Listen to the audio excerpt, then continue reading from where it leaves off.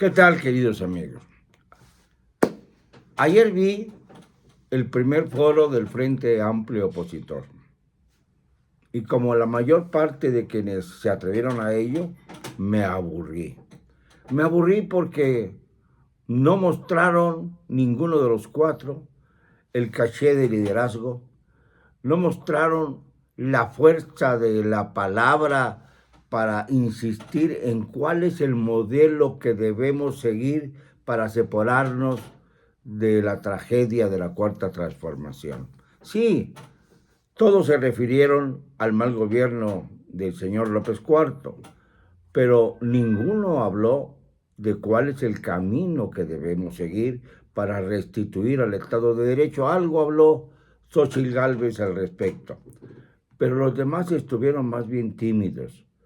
Beatriz Paredes, que es una mujer experimentada, logró decir que es necesario modificar las reglas del Estado mexicano y esto es encomiable. Santiago Krill, que es un hombre con mayor experiencia, que ha sido secretario de Gobernación, que ha sido candidato a la jefatura de gobierno del Distrito Federal entonces, que perdió precisamente ante López Obrador, podría representar un regreso al panismo desasiado que no supo gobernar del todo. Y en cuanto a Enrique de la Madrid, yo no sé qué hace ahí. Es el heredero de uno de los más nefastos gobiernos que ha tenido nuestra historia. Ustedes dirán, pero una cosa es el padre y otra cosa es el hijo. Lo mismo se decía de los Bush en los Estados Unidos y ya vieron que el hijo resultó peor que el padre. Cuidado con esas imitaciones absurdas. Miren, Enrique de la Madrid está ligado obviamente a la administración de su padre y la defiende de manera fehaciente, pero no se acuerda la gente que quien era el brazo ejecutor, el brazo derecho, el que derrumbó al sistema electoral, fue Manuel Bartlett, quien era el secretario de Gobernación del señor Miguel de la Madrid. Era el que hacía los trabajos sucios, el que dio forma al boom del narcotráfico y que se acomodó sin ninguna explicación en el gabinete ampliado del señor López Cuarto en calidad de director de la Comisión Federal de Electricidad, pretendiendo incluso dar lugar a una reforma eléctrica que se basaba en el uso del combustorio, del sobrante del petróleo, de la basura que quedaba del petróleo. Pues bien, el señor Enriquito de la Madrid no puede desprenderse de ninguna manera de ese pasado familiar y sobre todo, pues si llegase el caso de que ganara el Frente Amplio opositor en las elecciones del 24, seguramente lo que busca es una posición en el gabinete para reemplazar a Manuel Bartlett. Esto sería pues una burla a los mexicanos que tanto hemos denunciado a estos personajes que nacieron en la época de Miguel de la Madrid y fueron creciendo hasta tener, como en el caso de Enriquito, 61 años y pararse así con cierta arrogancia, tratando de disimular y mostrándose sencillos, pero sin convencer a nadie. Y desde luego, pues está Xóchitl Gálvez. No fue un buen día para Xóchitl Gálvez el día de ayer en el foro.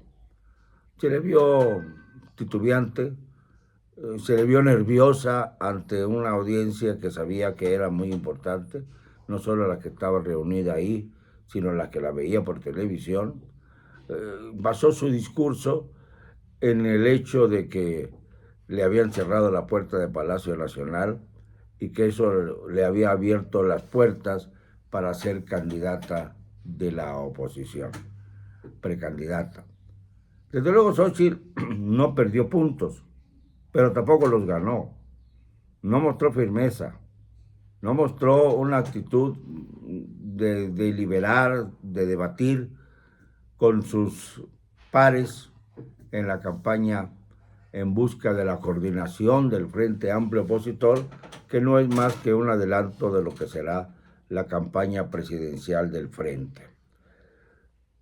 Fue difícil, y en todo a esta situación extraña, porque hay cosas que yo no entiendo del modelo del Frente Amplio Opositor, lo digo sinceramente y con toda vergüenza. Yo no entiendo cómo puede decirse que el 50% de lo que pese a la hora de elegir al coordinador del Frente Amplio Opositor va a salir de las encuestas y el otro 50% va a salir de una votación que se hará, según dicen, el 3 de septiembre. Y si gana Xóchitl en las encuestas y gana Santiago Krill o Beatriz Paredes en la votación, ¿quién va a ser el candidato?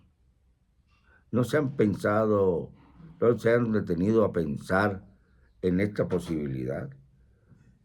50-50, podría haber dos candidatos. Claro, yo pienso que Xóchitl va a ganar las dos y esto nos aligeraría el problema. Yo creo que en este momento ya deben, de los cuatro, por lo menos retirarse dos de ellos, para que quede una disputa de dos y que llegue el mejor posicionado a las encuestas y a la elección. Porque de otra manera va a ser un verdadero problema si llegase el caso de que hubiese dos candidatos. Hay que analizar las cosas con tranquilidad y no caer en malandronadas ni en tonterías, ni concederle pues al PRD, que quedó excluido en cuanto a sus candidatos propuestos, Silvano Aureoles y el señor Mancera, Miguel Ángel Mancera. Los dos pues no lograron juntar las firmas en 17 entidades del país, que era lo que marcaba la calificación. Pero además tenemos la noticia de que el Movimiento Ciudadano sigue en sus planes de ser el esquirol por excelencia en las elecciones presidenciales. Dante Delgado, qué vergüenza estás haciendo. Verdaderamente yo no entiendo la postura tuya, menos de que sea para aliarse a López Obrador de mentiritas. No entiendes que necesitamos todos los mexicanos acabar con la Cuarta Transformación y que para eso el porcentaje del Movimiento Ciudadano que ha alcanzado es muy importante. En las elecciones de 2021 alcanzó nada menos que el 7% de los votos, con un número aproximado de 5 millones de electores. No es definitivo, pero es muy importante a la hora de sumar. No tiene caso, Dante, que quemes a dos jóvenes que pueden ser valiosos para el futuro. Luis Donaldo, Samuel, quizá con más madurez, dejarían de cometer los errores que han cometido en Monterrey y en Nuevo León. Serían jóvenes que van a madurar y que en 6 años pueden ser candidatos y ganar la presidencia. Pero ahora no. Ahora los vas a quemar para servir de esquirol a favor de López Obrador. ¿Qué necesidad hay de eso? ¡Súmate al Frente Amplio Opositor! Además, muchos miembros del Movimiento Ciudadano expresaron su simpatía por Xóchitl, que Xóchitl seguramente será la candidata del Frente. Si no es Xóchitl, sería un verdadero cataclismo. Ya vimos que no funcionan los demás. Santiago Krill ya está como cansado de repetir las mismas consignas. Beatriz Paredes es una mujer muy inteligente, pero ya llegó muy tarde a este concurso. Y lo que respecta de la Madrid, pues ya les dije a ustedes qué clase de fachoso de la política es. Entonces es muy claro que Xóchitl Gálvez va a la cabeza. Es muy claro que Xóchitl tiene los votos populares. ¿Para qué andarle buscando si parte del Movimiento Ciudadano ya había emitido su simpatía y apoyo por Xóchitl? ¿Por qué, Dante? ¿Está sirviendo a López Obrador? ¿De verdad está sirviendo a López Obrador? Porque ninguna de las corcholatas que están por ahí divagando va a llegar con firmeza a las elecciones de 2024. El fenómeno Xochitl va a crecer y tú le harías un gran daño si ese 7% que tiene el Movimiento Ciudadano se lo arrebatas a Xochitl y lo dejas tirado en el aire, quemando a dos muchachos que pueden ser muy importantes para el 2030. Esta es mi opinión, porque hay muchos intereses encontrados. Y para colmo, tenemos a un presidente que no entiende que no debe meter las manos en el proceso electoral. Tenemos a un presidente que falta a la ley, que falta a la Constitución y que le falta al pueblo de México. No me van a callar.